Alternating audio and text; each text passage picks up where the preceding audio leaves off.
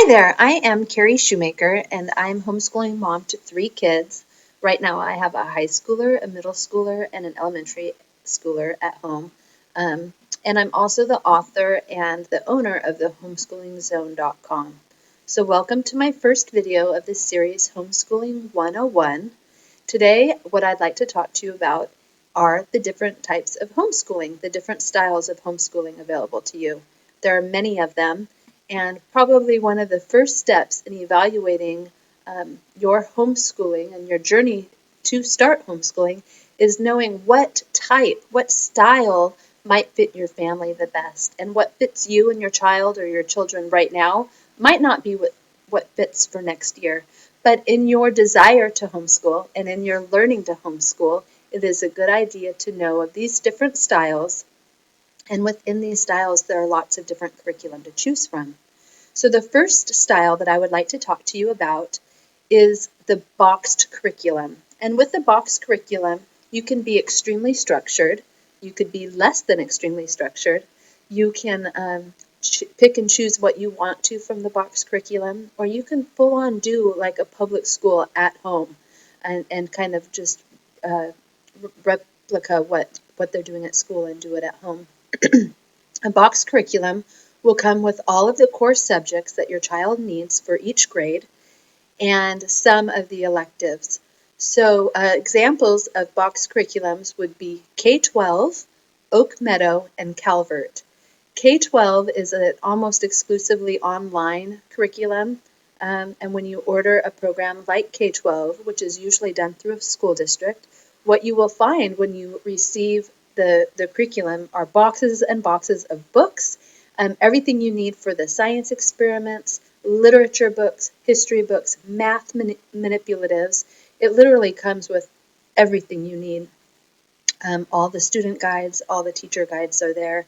And a benefit of using a program like this is that you, as the homeschooling mom, will not have to put together each subject. It's all done for you. It is not a bad way to go when you're first starting to homeschool. It's actually how we started homeschooling. It's not what we do anymore, but I'm thankful for the year that we had with K-12 because although it was extremely structured and that's not our style anymore, it sure helped get us on the path to understanding exactly what we wanted to do and a lot of what we didn't want to do too. Another example, like I said, is Oak Meadow. Oak Meadow is more of a nature-inspired boxed curriculum. It has a little bit of a Waldorf flair, and it's a curriculum that I've enjoyed using with my kids. Although I don't use it as a boxed curriculum and use the whole program, I have used quite a bit the history and literature together. So that is another style of boxed curriculum. Sunlight has a full-on boxed curriculum, all in one, and so does Alpha Omega. They might actually be the same, I'm not sure. And then Calvert is another one that I know lots of the public schools offer through the public school district to homeschool families. The next type of homeschooling I want to talk to you about is the child's interest-led schooling. So interest-led learning is a fabulous way to go. A lot of times it can keep your child really in check and involved in what you're doing as a homeschool family. It can get the whole family involved and wrapped around what one child or what you as a family are interested in. An example of this is primitive skills or early American history. One of my children, one of my sons, actually both of them, are really, really interested in primitive skills and want to know how to cook outdoors and make fires and go camping and build shelters. And wow, we were able to study Lewis and Clark and a lot of the early American history. We were able to read novels that were all about survival, and my son loved it. It was a great experience. Another one of my sons is interested in motors, and he was just in early middle school, I think 6th grade, and he found a motor at a dump, and he and his dad fixed it and put it back together, and he learned so much about engineering and science, and I am still able to talk to this child about if something's broken, he will tear it apart and fix it. And he learned so much doing that with my husband. Um, Also, hunting has been one that we've been interested in, and you can just imagine all the ways that we can use life science and earth science and animals and habitat in a hunting unit study. Another one is Little House on the Prairie. My daughter really loves Little House on the Prairie, and so we were able to learn to sew, learn to cook outdoors with the excuse me, with the Dutch oven. We read Farmer Boy and did a lot of projects that were in Farmer Boy. So interest-led learning is a really fun way to go. There are some challenges with that. One of the challenges would be if you have a child that tends to want to learn this subject to that subject, this subject to that subject, and not go deep into a subject. Some families don't mind that, and they allow their child to kind of swing from thing to thing and in hopes that they find something that they're really passionate about. We are a tiny bit more structured with that, where we really want them to go into what they want to learn and have a little bit of stick-to-itiveness with it. Um, as your children get older, of course, that's easier. And I'd like to share a story about this. My son, who I said was interested in primitive skills, also is interested in off-grid living and has done a lot of research on different ways to live off-grid. And he has inspired us, and it was our plan to sell our home and buy property, and so we did that. But he has inspired us to build an off-grid homestead. So based on his research, and he's 16 now, and the research that we've done together as a family, but really inspired by him, and he is such an integral part of this project that we're doing. We are learning so much together. We've put in a gravity-fed water system using a ram pump. We're doing solar power, micro hydro power, and having a great time with it. And it is a full-on curriculum for our 16-year-old and 13-year-old right now. So you'd never know where this homeschooling journey can take you when you allow your child to go deep into their interests, and it really does affect the family too, and it's a really great thing. What going from this child's interest-led learning to unit studies is a very natural flow. So a unit study is, excuse me, where one subject, so say like study the medieval times, that is the spine, the backbone of your curriculum for the season, whether that is a week or 2 months or a whole year, whatever it is. It's kind of the backbone, and then from this time frame, this period, you are studying all your sciences, all of your history, and we've done that actually. I used medieval study as an example because that's something that we've done. We had a great time. It was probably our funnest season of homeschooling. We had a gigantic feast when it was all done, and one of my sons gave a presentation on, what was it? Oh, on the steps to becoming a knight and going through boyhood to knighthood, and he had a great time with that. We found a little statue of a little knight, and he had to describe everything that the knight was wearing. And then my oldest did his presentation on feudal society, and he had to do a lot of research and make a poster and present this to his grandparents and his aunts and uncles, and we just had this wonderful, gigantic feast. It was so fun. We cooked a huge meal, and we learned a lot, and that was sort of the celebration at the end of it. And Konos, Konos, I think it's konos.com, has the best unit studies that I know about. You can incorporate lap books, do a quick Google study on lap books, but you can also use a lap book to help guide you through all the different subjects.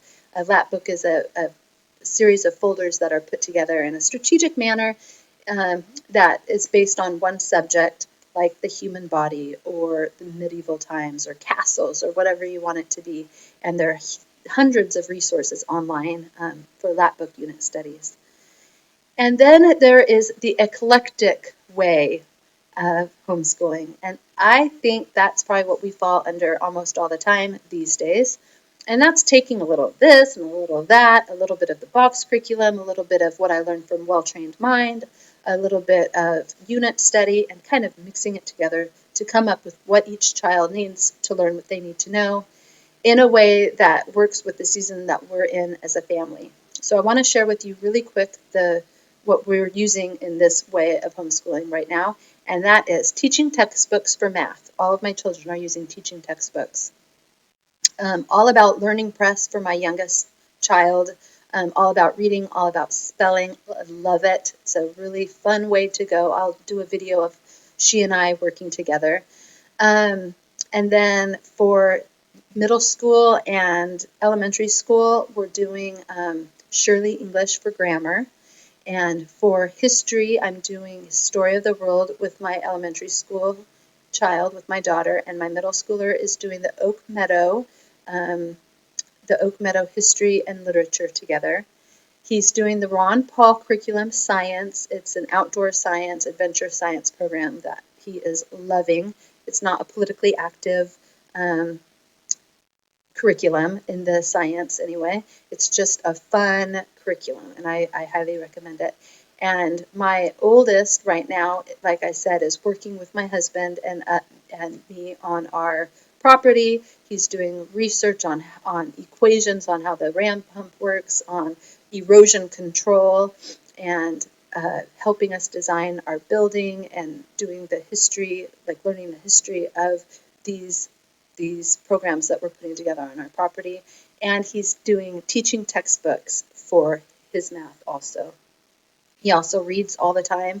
I'm blessed that I don't have to struggle with that. He will just sit and read for hours on end. So for right now, for high school, that's where we're at. We've done a co-op for him for science and English, and he has probably all the English and science credits he needs right now. So that is our way. I've pulled so much from Well Trained Mind.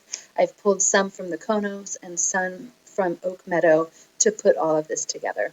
And then, so I talked to you about this box curriculum, super structured, all the way now to unschooling. That's the last style I want to talk to you about. And unschooling is pretty much letting your child learn as they go. It's the idea that children learn all the time, and I believe it to be true. I believe that we can squash our children's love of learning, or we can help it blossom. And with unschooling, depending on where you're at, and if you have a learning rich environment for your child, unschooling is an option depending on the season that you're in. We find that our children don't value their time very well if we don't have some set school time. So we usually do book learning in the morning. That's almost always what we do. We're going to do our math and our English and our research, like my son's research project for a property is going on in the morning, and then we do our projects in the afternoon. If I were to let them just do whatever they wanted, it might sound like I don't have a lot of faith in them, but they would not value their time, their free time, and they become less constructive.